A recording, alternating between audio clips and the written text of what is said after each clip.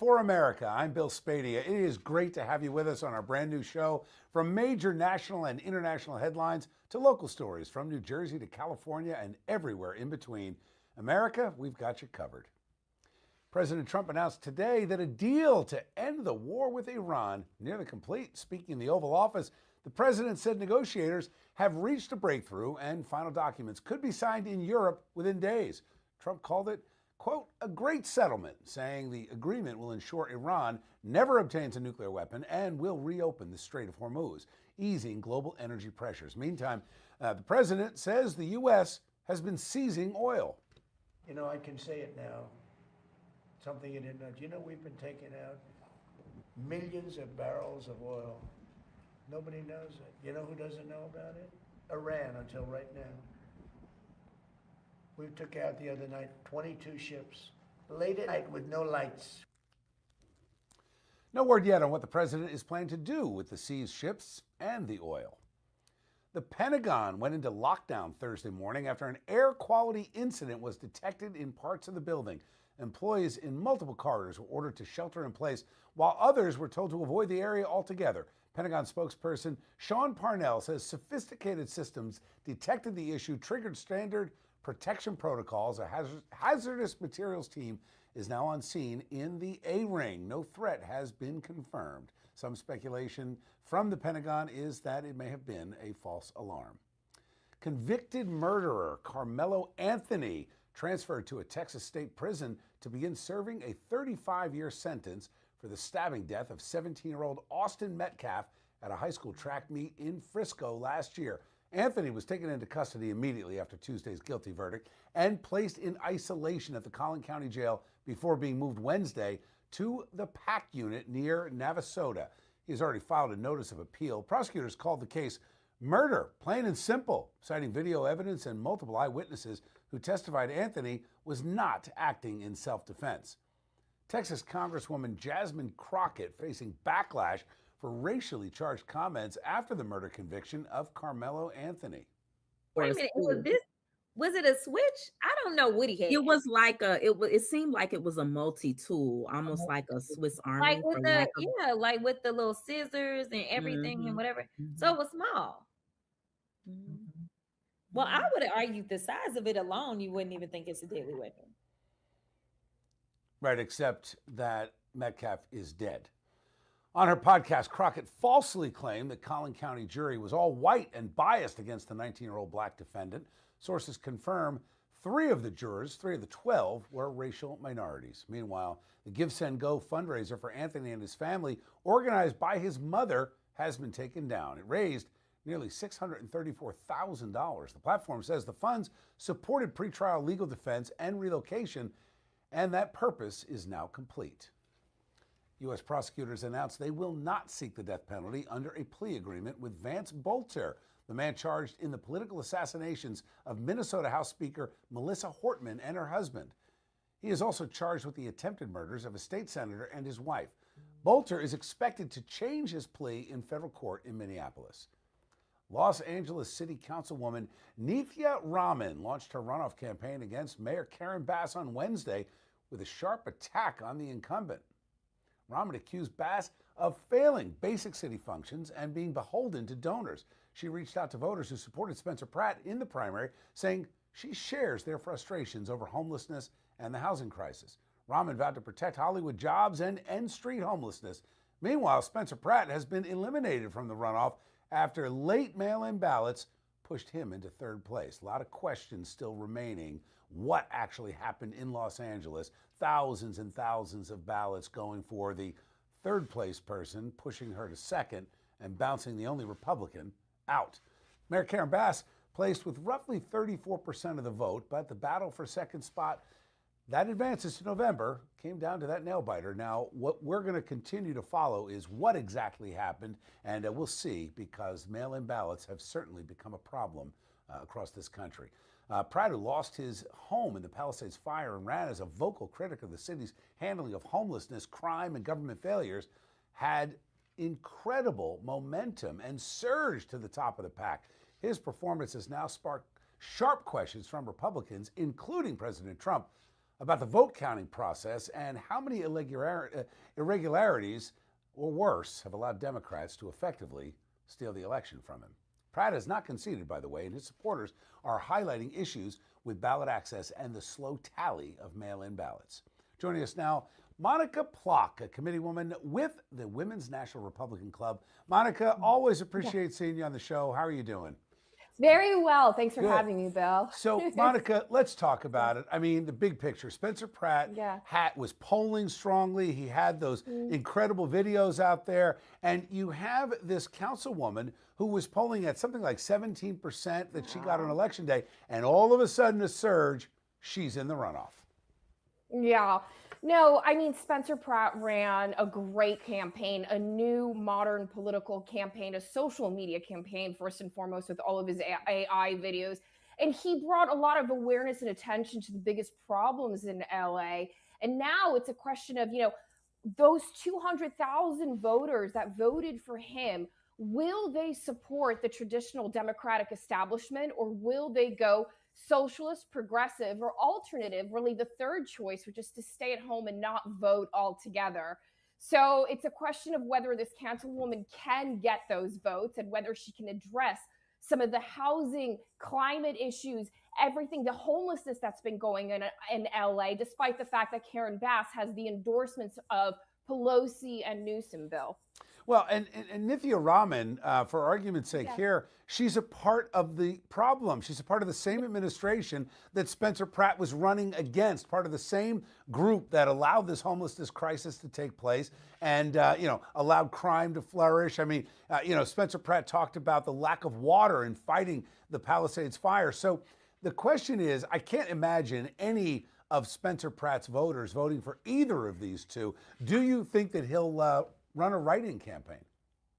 To be honest with you, he's got to do something. I mean, there are people that supported him and followed him. And I don't want to see, a very similar situation would happen in the mayor election here in New York City between voting between Curtis Sliwa, Mamdani, and Cuomo, right? If you voted for Curtis Sliwa, you wound up voting for Mamdani anyway. And so I think he needs to somehow get into the picture and continue to spread that message, because ultimately, I think those key 200,000 voters will, either stay at home or do nothing about the situation.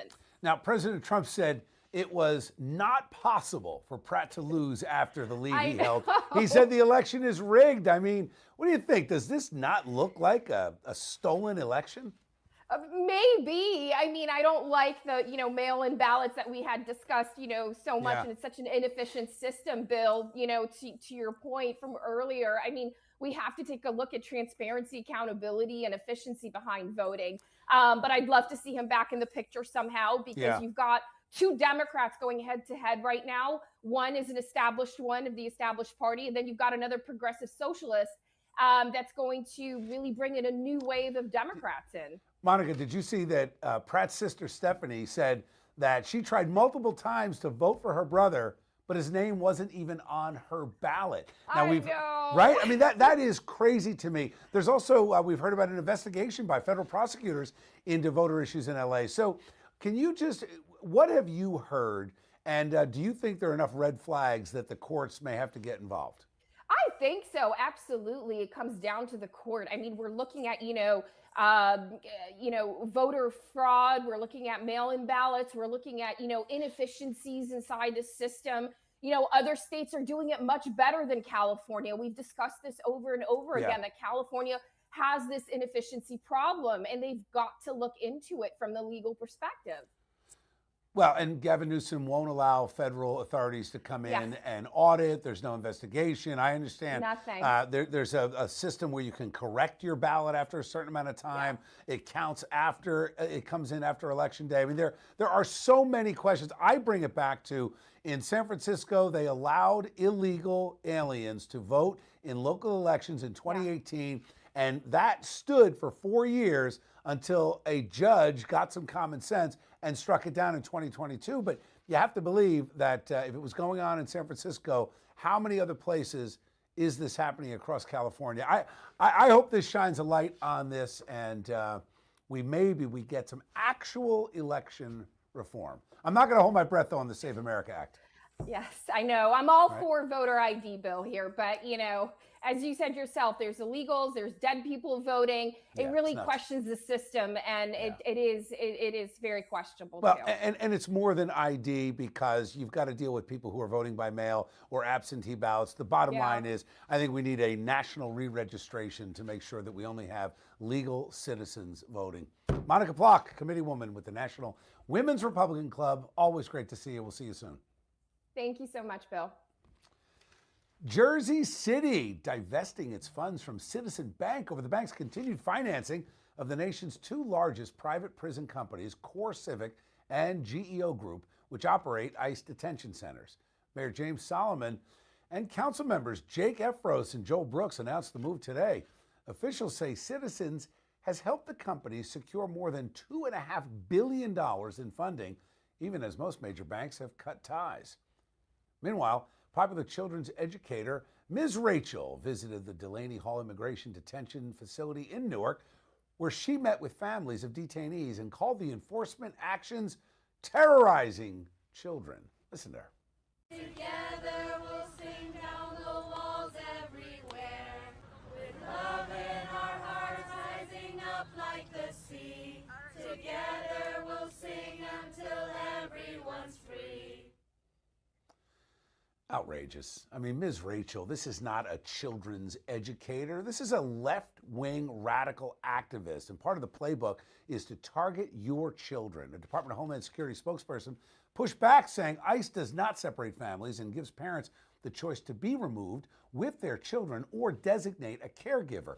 It's very important to understand that the whole separation issue started when we realized at the border many children coming over were not, in fact, the children of the illegals trying to make it across the border. They were, in fact, part of the whole cartel operation of human trafficking. So it's a false flag to begin with. And hopefully we're going to get some common sense. But Ms. Rachel, total fraud, if you ask me. Florida immigration arrests have more than tripled since President Trump began his second term. Nearly 39,000 immigrants detained in the state over the past 14 months. Now, that's far higher than during the same period under the last administration. No surprise there. Many of the arrests begin as routine traffic stops by state and local police who are working with federal authorities, unlike blue states like New Jersey and others. Florida drivers will soon see a major change on their licenses. A new law signed by Governor Ron DeSantis requires the state to clearly mark whether a person is a United States citizen on every new or renewed driver's license and ID card. This requirement takes effect July 1st. The Department of Highway Safety and Motor Vehicles will issue updated cards at no charge for those who became citizens. Officials in Hempstead Township, America's most populous township, have passed an emergency resolution opposing a New York State bill that would replace the words mother and father in state law with the gender-neutral terms gestating parent and non-gestating parent. Town Supervisor John Ferretti called the measure woke nonsense that erases the traditional family. The bill, which also changes paternity to parentage, now awaits action from Governor Kathy Hochul, who has until the end of the year to sign or veto it. We could do a whole show on the absurdity of that.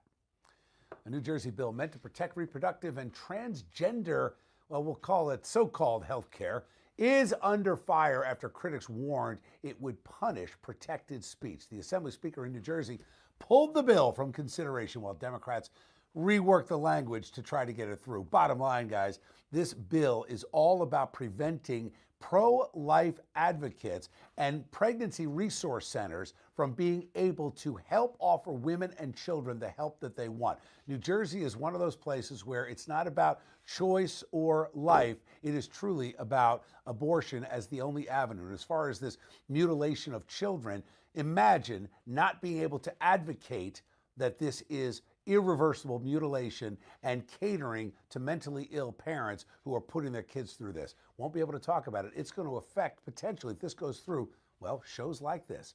Alexandra Bauer for Moms for Liberty in Bergen County is coming up next. And now a word from one of our great sponsors, Larry Steinhaus's Financial Tip of the Week. Real-world money advice you were never taught in school, from investing and passive income to protecting your wealth and making smarter financial moves. All right, Larry, what do you have for us this week?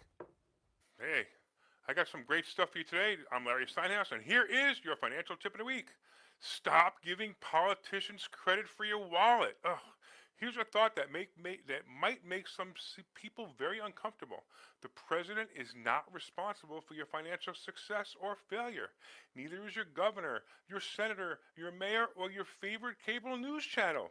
Now, look, before you guys start sending me angry emails and maybe even create a hater meter for me, politicians can absolutely influence the economy. They can affect taxes, regulations, interest rates, and government spending. Yes, those things matter, but here's what matters even more: your decisions.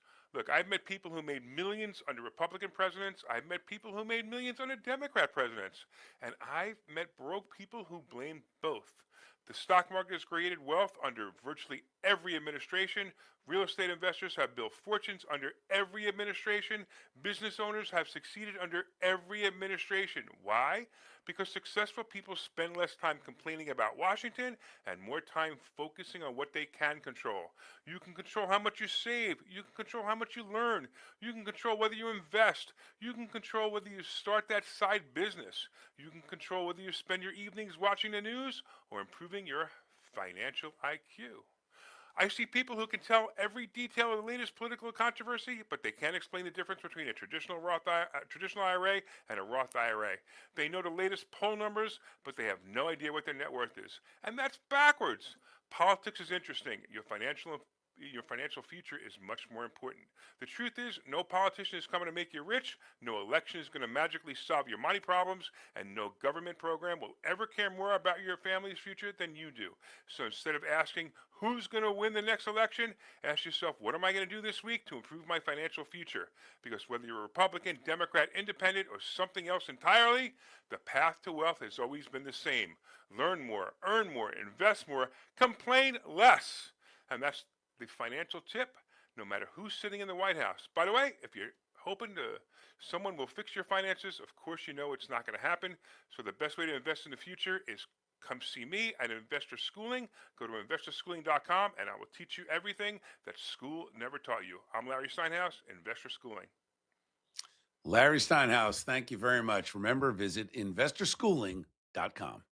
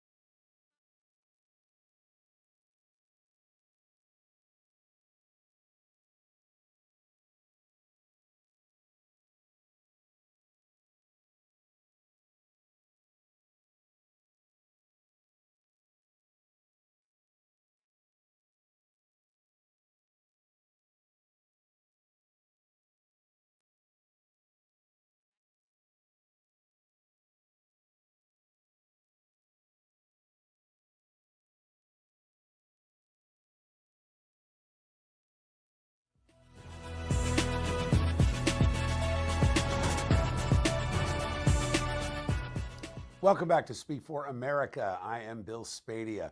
Florida's Supreme Court ruled that new Republican-drawn congressional districts can be used in this year's midterm elections. In a 6-1 decision, justices denied a request to block the maps, which could help Republicans gain up to 4 more of the state's 28 U.S. House seats. The districts were signed into law by Governor Ron DeSantis. South Carolina Senator Lindsey Graham is on his way to a 5th term in the United States Senate. Graham cruised to a victory in Tuesday's Republican primary, winning more than half the vote and avoiding a runoff against challenger Mark Lynch and 4 others. Lynch attacked Graham's support for the war in Iran, his long tenure in Washington, drawing backing from prominent MAGA voices, including Marjorie Taylor Greene and Steve Bannon. But Graham, bolstered by more than $18 million in ads and full support from President Trump, held on. Donald Trump still is the guy that can put his thumb on a scale in a Republican primary. So now the 4-term senator is heavily favored to win in November, raising a lot of questions among Republicans as far as how someone who votes with the Democrats so much has that kind of support. South Carolina Congresswoman Nancy Mace suffered a stinging defeat on Tuesday, finishing 5th in the state's Republican gubernatorial primary and likely ending her time in elected office. Mace was one of just 4 House Republicans who forced the release of the Jeffrey Epstein files, and now 3 of those 4 are on their way out of Congress thanks to President Trump. President Trump, who originally started out agreeing we need to release the files, etc., took a sharp turn over the past year and took out some of his perceived political enemies, despite the fact that Mace and Massey and others voted with Trump most of the time, and the Republicans. So crossing Trump is paying a heavy political price. The question is, how is this going to impact the Republican Party's ability to grow and appeal to those independents who are looking for a home because they know the Democrats are too woke? Will they find a home in the Republican Party? We will see. Microsoft co-founder Bill Gates told the House Oversight Committee he had no knowledge of Jeffrey Epstein's crimes and never visited any of his properties. Gates said Epstein tried to pressure him by using information about his extramarital affairs. He called their 2011 introduction a grave error in judgment, saying their limited contact ended in 2014. Gates expressed support for releasing all the Epstein files to help victims. Federal authorities have seized more than a dozen websites they say were run by suspected Chinese agents to recruit current and former U.S. officials with security clearances. The fake consulting firms posted jobs for defense analysts and international affairs experts, offering cash for reports on U.S.-China relations and other sensitive topics. The Justice Department says the overseas operators used stolen identities, AI-generated videos, and cryptocurrency payments in the scheme. A Texas mother arrested and jailed over a Facebook post about dirty tap water in Trinidad, Texas. Jennifer Combs collected resident complaints about discolored water, sediment, odors, and health issues on her page, then forwarded them to state officials. Police showed up at her home, handcuffed her in the front yard, and charged her with a felony false report. She spent 23 hours behind bars. The judge is now speaking out, saying the police department misled him and withheld information. Guys, this is a very, very serious issue. We do not want to see America go the way that we've seen in the UK, where people are being arrested for Facebook posts for speaking their mind. The idea is to protect free speech because free speech allows us to hold corrupt government accountable. Now, on this free speech issue, advocates in New Jersey warning that a New Jersey bill that has made its way through 2 committees now, meant to protect, according to the Democrats sponsoring it, reproductive and transgender health care, contains a provision that unconstitutionally violates the First Amendment. The Assembly Speaker pulled the bill from consideration while Democrats in the legislature try to figure out how to get around it. Now, what we have heard is even a Rutgers law professor, Ronald Chen, said the language is clearly unconstitutional, saying it would punish protected speech that causes emotional harm. And beyond that, a reporter who was calling out practices factually based in science, based on evidence, could still be held criminally or civilly liable under this bill. Joining us now for his Bergen County is Alex Bauer. She is the chapter chair of Moms for Liberty, Bergen County. Alex, always good to see you. Thanks for being with me today. It's always great to be with you, Bill. Thank you for having me. So let's start with the fact that we've talked about this, that there truly is no choice in New Jersey when it comes to issues like abortion. Taxpayers fund it, illegals can get it, and the Democrats are now pushing this bill to say you can't even have a pregnancy resource center where we know 85 to 90% of the moms to be that get the ultrasound with the pregnancy resource centers choose to have the baby. So informed consent. But they've written this bill to say you can't even talk to those women. What are your concerns? Because I know this bill, they pulled it and it felt like a victory, but they're coming back. Yes, we know. First of all, our rights are always being attacked. So we're always waiting for the other shoe to drop. It was a small win that they pulled it, but we know it's because they're just going to try and clean up the language a little bit. We are hearing that they are cleaning up the language. I won't believe that until I actually see the amended bill. But they knew this was like the worst bill that I've ever seen. Yeah. It really just attacked free speech. Just an example, if I talk to somebody who was thinking about getting an abortion, for example, and I said, and I used my own story. Listen, I became a mom at 20 years old. There was a ton of information out there about how to get an abortion. There was almost nothing provided. How to have a baby, financial support, any sort of support services in New Jersey. So, it's kind of, you feel like you have to go this direction because you feel like there's no other options. So let's say we were to make a video or talk to someone or go to, a clinic and say, hey, listen, there are other options here. And they change their minds. Let's say they made an appointment already. That clinic would view it as reputational harm and that they had a financial loss and they could come after us. Now, originally, it was going to be criminal charges. Then they changed it to civil. And now I'm hearing that was taken out. But, again, I don't believe it until I see it because this is New Jersey. So. Well, and in New Jersey, I mean, this blue state of New Jersey, you have the highest per capita abortion rate leading the country. So the idea that anybody is being denied their opportunity if they want to have an abortion is absolutely ludicrous and false. What the left is ignoring is that, number one, if you've got 85 to 90% of the women who see the ultrasound at a pregnancy resource center and the trucks that show up at the abortion clinics, and I've walked with them, I've been there with them.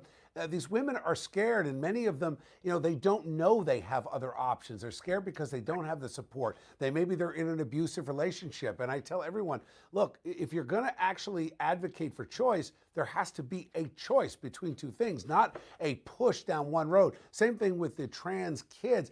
This bill would protect a doctor or parents who mutilate a child who's going through a tough emotional time.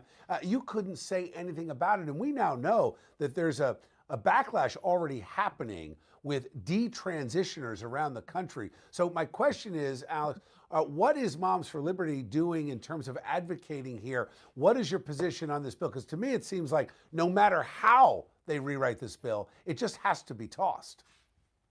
Correct. Well, Moms for Liberty, we're all about your rights, right? And like you mentioned, informed consent. We're not here to make decisions for you, but you need to have informed consent and you need to have all the options on the table, not just one of them, but if there's two or three, all of them. So it's really important to have all that information. We also believe that no child is ever born in the wrong body. And it's ridiculous to cut up a child, right? That's child abuse. I mean, that's absolutely horrifying. You can't, get a piercing until you're a certain age. You can't get a tattoo until you're a certain age. But no, let's just cut off your body parts. And, puberty is really, really tough. That's I wouldn't want to go back there. It's a tough stage of life. But if you have strong, supportive adults that can help you through that time and not railroad you down this, you can't come back from this decision. Well, Chloe Cole has talked about it all the time. She felt like she was pressured into it, and she was a child. That's right. So you have to be able to know everything, know all the facts, and make the decision for yourself. Well, and you follow the money. We've talked to doctors who have said, and they don't want to be named, and they don't want to come forward. But spinal surgery might get them $1,500, where this gender mutilation might get them $50,000. And it's interesting to note that shout out to President Trump for calling out many hospitals around the country, including in New Jersey, saying we're going to withhold any federal money that you get if you continue to do these procedures on minors. New Jersey hospitals agreed and stopped, and I have called them out saying it just proves the point. It was always about the money. Do you see this bill coming up?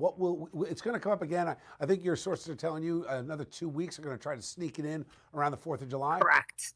Yeah, I think they're going to come in right before the 4th of July when everybody is away and no one's paying attention, but we're paying attention. We're going to look out for it.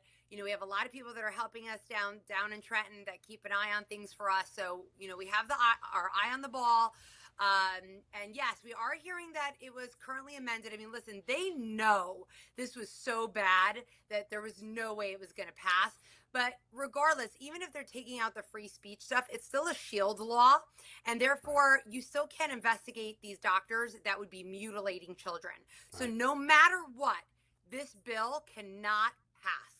And we'll definitely keep you updated on that as well. Alex, are you guys in touch? I mean, as they say, politics makes for strange bedfellows, to use a very old term. But the New Jersey Press Association warned that the language could make even truthful, well-documented reporting on these procedures, on the abortion clinics, subject to lawsuits. So do you expect that the legacy media might actually continue to work with groups like Moms for Liberty and find this common ground to say we can't prosecute free speech? I would hope so. I hope they're going to work with us. I hope they're going to stand up for the right thing. There was a lot of people, let's say just during COVID, that had a set on them, and even if people were gonna come after them or they lost their job, they said it was more important to stand up for the right thing. So this is the time. If you didn't do the right thing back then, this is the time to do the right thing right now. And I mean, listen, ultimately, if you have facts and you are reporting on something that is true, they're really not. I mean, they could try to go after you and sue you, but ultimately you would be okay in the end. But it's the point that they want to do this to you, that they want to try to make you be quiet and not speak the truth. That should really piss off every American and every parent out there. And I think you've said it correctly. And also, it's not about affirming anything. It's not about reproduction or health care, any of that.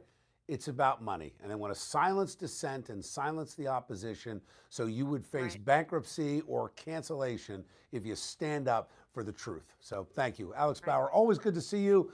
And we'll see you soon. Next, the battle over a bridge name in New Jersey after a politician's name replaced a Revolutionary War hero. Now a word from another great sponsor, Dr. Adriana Lombardi, Skin Cancer and Cosmetic Surgery Center of New Jersey. Here at the Skin Cancer and Cosmetic Surgery Center, we really love to get to know our patients. We want to work together with them to reach their goals and make them feel the most comfortable they can. I was planning to open the Skin Cancer and Cosmetic Surgery Center. I wanted a personalized approach to medicine. I felt that medicine was getting commercialized in general, and I had a vision of opening my own practice, including my sister who's a medical esthetician, and being able to treat the patient as a whole. We offer cosmetic procedures, we offer skin cancer surgery, we have general dermatology visits, and different types of non-invasive aesthetic treatments all under one roof. I focus on non-invasive treatments that help better your skin health and help you also feel good from the inside out. I try to approach each patient like a family member. I really love to get to know my patients. We have their best interests in mind, so we want to hold their hand on their journey of feeling better about themselves or getting the right treatment done. Whether it's something non-invasive to something more invasive, we want to make sure that we're thoroughly explaining what the procedure entails, and we're also managing their expectations so we are both on the same page when it comes to results. Here in the office, I made a promise that we would always use the highest end technology, the most innovative technology and techniques for our patients. That goes from cool sculpting to Cutera's microneedling device that also is for skin tightening. And then we have different types of lasers by the Luminous that also deliver great results for pigmentation or scars, wrinkles, anything you're looking to address. After the procedures in our office, our patients often feel so much better about themselves, and people go about life a little bit differently when you have more confidence. So I really feel like it's so important to be the best version of yourself. Dr. Adriana Lombardi, Skin Cancer and Cosmetic Surgery Center of NJ. Visit sccsnj.com.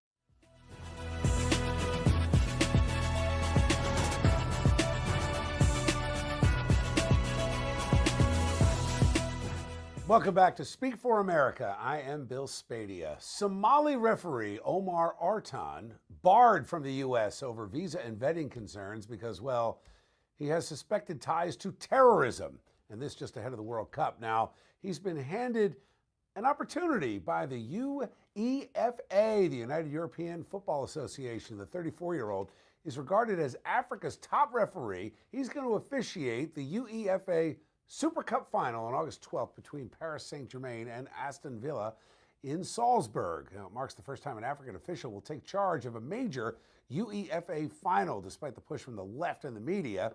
Thankfully, Department of Homeland Security Secretary Mark Wayne Mullen is not backing down. Or we're not going to allow people that have criminal or maybe perceived to have criminal ties to come into this country. I don't care what your situation is. I'm not going to get into why we denied this individual, but there's a reason why this person was denied. Now, the left media wants to go out there and report and say this guy's a victim of because we're, anti-Somalia. No, we're not. We work closely with FIFA and the administration on a regular basis. We talk to the FIFA and their directors constantly. Anybody that was denied, we made the case for and showed them why they were denied. Why was this guy denied? Well, the Trump administration and U.S. officials say he was barred because of alleged association with suspected members of terror organizations. There you go. World Cup ticket prices have skyrocketed so high they now exceed average monthly mortgage payments in 5 U.S. host cities. According to Realtor.com, the cheapest seats for late-stage matches in Miami, Dallas, Atlanta, Kansas City, and New York area cost more than a house payment. The July 19th final at MetLife Stadium starts at $7,256. That is nearly double New York's average mortgage payment, monthly mortgage payment. A new survey shows 52% of American soccer fans have already given up on buying tickets because of the prices. New Jersey Governor Mikey Sherrill, she's giving away free World Cup tickets. She apparently didn't like her communist pal across the river one-upping her when Mayor Mamdani gave away free tickets to New Yorkers. 770 free World Cup tickets will be given to New Jersey residents. The governor says the initiative, a partnership with the host committee and local sponsors, comes at no cost to taxpayers. That's good news. And aims to make the global event accessible for New Jerseyans. Let me get this straight. Thousands and thousands and thousands of seats, 9 million New Jerseyans, then they're giving away 700 plus tickets.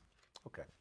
For generations, the bridge connecting Middletown and Red Bank in New Jersey carried a name of the Hubbard family, descendants of Revolutionary War hero Jacobus Hubbard, a patriot buried near the bridge's entrance. But in 2018, during a major taxpayer-funded rebuild, the bridge's historic family name largely disappeared, replaced in prominence by then State Senator Joe Carrillos. Actually, Joe had just retired from politics. He's the one that secured the money for the bridge. So let's scrap the Revolutionary War hero and this family that has been in Monmouth County and the Red Bank area since the early 1700s, and let's put a politician's name on it. I'm joined now by Donna Hubbard, a voice for the family. How you doing, Donna? Good to see you. I'm great, Bill. How are you? So you and I have talked several times on the radio, and you talked about Jacobus Hubbard, going back to the Revolution. Not only was are you related to him, same family lineage, but this guy was a hero during the Revolutionary War, and after the war ended, Dr. Hubbard dedicated his time to securing pension payments for the widows of Revolutionary War soldiers who were killed in battle. So tell me what this means to you that we're now having this conversation about potentially restoring the Hubbard name to the bridge. Oh, I am absolutely thrilled. And through this whole process, I have to show you this book that I found. Yeah. 1,000 Years of Hubbards. And it's 500 pages long, and I can trace it back to Jacobus. That's amazing. Jacobus, I've already confirmed through our local DAR, was a relative. But yeah, I mean, it means the world to me. We were very upset when they took the name Donna, of the bridge. well, you know what sparked this conversation is that somebody put up signs saying Hubbard's Bridge since 1848, when it started to become known as Hubbard's Bridge. And right away, the Middletown folks, Red Bank folks, the county government, everybody said, nope, it wasn't us. And then the signs were gone. Let me ask you, did you think about this prior to those signs going up? I mean, what did it mean to the family in 2018 when all of a sudden Hubbard's Bridge became the Senator Carrillos Bridge? Well, we were blindsided. No one ever, and I thought, just out of common courtesy, someone possibly could have contacted us and said something about it, but no, we heard nothing. It just was changed one day. There was a plaque up in Senator Carrillos' name, and we didn't know a thing about it. And of course, you've got war heroes in your lineage. You guys have been there since the 1700s. I talk about digging in. You guys are dug in, and yeah. I'm sure staying. But because it's amazing to me that you're still in the same area. But here you've got a senator who does what every senator does in Trenton, especially Republicans. They negotiate with Democrats. Democrats get the bill that they want, the budget that they want, and a couple scraps go to the senators so they can spend it locally. And the reward for Joe Carrillos, he gets his name on a bridge. Are you hearing from people? Because I've talked to a number of politicians, and most of them, they cover their own. All of a sudden, these guys who campaign as common sense are like, oh, I know Joe Carrillos, because they all want a bridge named after them. What do you think are you hearing this from relatives and people in your travels over the past couple of weeks that people are kind of sick of the politicians patting themselves on the back and it's all about them? Yeah, well, we have a new bridge going up over the swimming river, and we thought maybe if Senator Carrillos might want to put his name on that bridge. As far as I know, there's no lineage involved in that one, and we can get the Hubbard Bridge back in our name again. Let's swap them, right? What was that? I said, let's swap the names. He gets that bridge. We restore the Hubbard name to the connection. I mean, we're Yes. coming up on the 250th birthday of America. And what do you want to say to the elected officials in Monmouth County, in Middletown, in Red Bank? Because I think it does matter who we choose to honor with the ceremony that comes to naming bridges, buildings, parks, things like that. Is it about politicians or is it about war heroes and families who helped found this country? Yeah, well, it's ironic. They have a statue. There's actually a series, I believe, of 6 statues, and it's right off of the Hubbard Bridge. There's a new park over there, and it's in honor of the Revolutionary War. And they just unveiled it last week. So here you have the honoring of the Revolutionary War right at the foot of the bridge, and yet they have just changed the name. Well, not, but relatively recently. They took off the revolutionary person off of the bridge and then put these statues up in honor of the Revolutionary War. They're both within eyeshot. I would say within 200 yards of each other. It's amazing. Just ironic. Now, Yeah. has your family reached out to any of the local officials, state officials, county officials?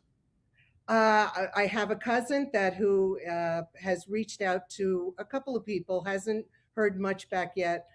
This exposure will definitely help, though. And I can't thank you enough. It really means a lot to us.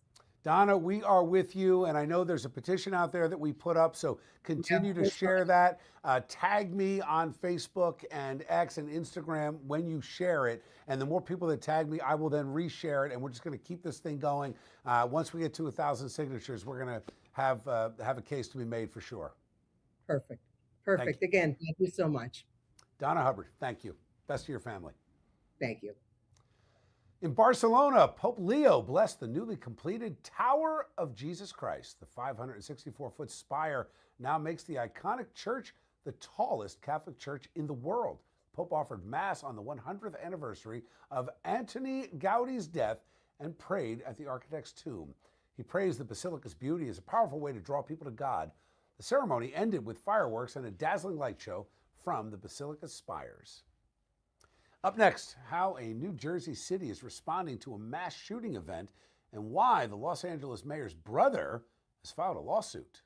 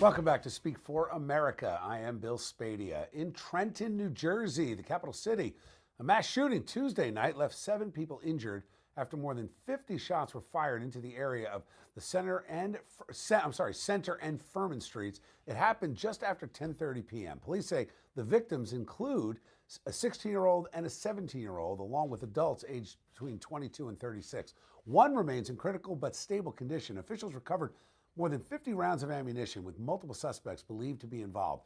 4 unoccupied vehicles and a house were also struck. At a press conference, Mayor Reed Gusiora said the neighborhood has long been plagued by drug activity and gambling. He says he's now considering tightening the summer curfew for teens. I can tell you this, I know Reed Gusiora very well, and fighting very hard to bring the capital city in New Jersey back. He's a good guy, and he is doing his best, so he needs all the support that he can get. Hopefully, he's going to get some from the new governor.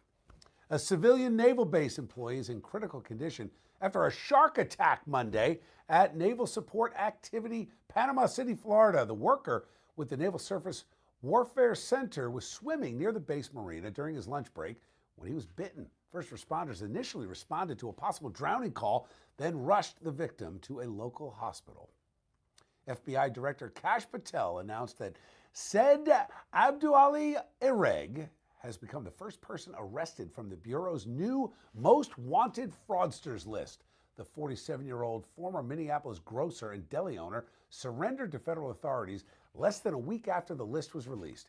Ereg faces wire fraud, conspiracy, and money laundering charges. Prosecutors say he stole more than $4 million from a federal child nutrition program during the pandemic by falsely claiming to serve thousands of meals to kids. Unreal. Patel called the arrest historic and says that it marks the start of a broader crackdown on major fraud cases. It's good to see. It's at least a start. UAP whistleblower and former Air Force intelligence officer David Grush told lawmakers Tuesday that intelligence agencies are hiding billions of dollars in secret slush funds from Congress to support classified programs operating outside normal oversight. Speaking at a Capitol Hill event with the White House Task Force on Declassification, Grush said the funds total billions annually and accused the Defense Intelligence Agency of obstructing record requests. Bipartisan lawmakers demanded penalties for officials who withhold information and urged President Trump to grant immunity to additional witnesses. The claims come as the Trump administration continues releasing previously classified UAP records. You can't make this up. Mayor Karen Bass, this is Los Angeles Mayor Karen Bass's brother, is suing the city of Los Angeles after his Malibu home burned to the ground in the Palisades fire. Kenneth Bass and his wife joined a class action lawsuit last month claiming the empty Santa Ynez Reservoir, easy for me to say, left firefighters without enough water. Now, as you know, this is something that Spencer Pratt campaigned on, saying, guess what, guys? You need full reservoirs to get enough water to fight fires. Now, the mayor's brother and his wife alleged smoke inhalation injuries and emotional distress. City attorneys deny any wrongdoing. I wonder if Kenneth Bass voted for his sister. Can't make this up. Chinese engineers have developed a new high-speed road sweeper that can operate at 80 kilometers per hour. The advanced machine is capable of clearing dust and stones from the roadway in just 7 seconds, offering a major boost in speed and efficiency for road maintenance crews. All right, guys, thanks for watching tonight. I enjoyed spending some time with you today and look forward to continuing to speak for America. I am Bill Spadea. Please keep the faith and keep the fight. I'll see you next time.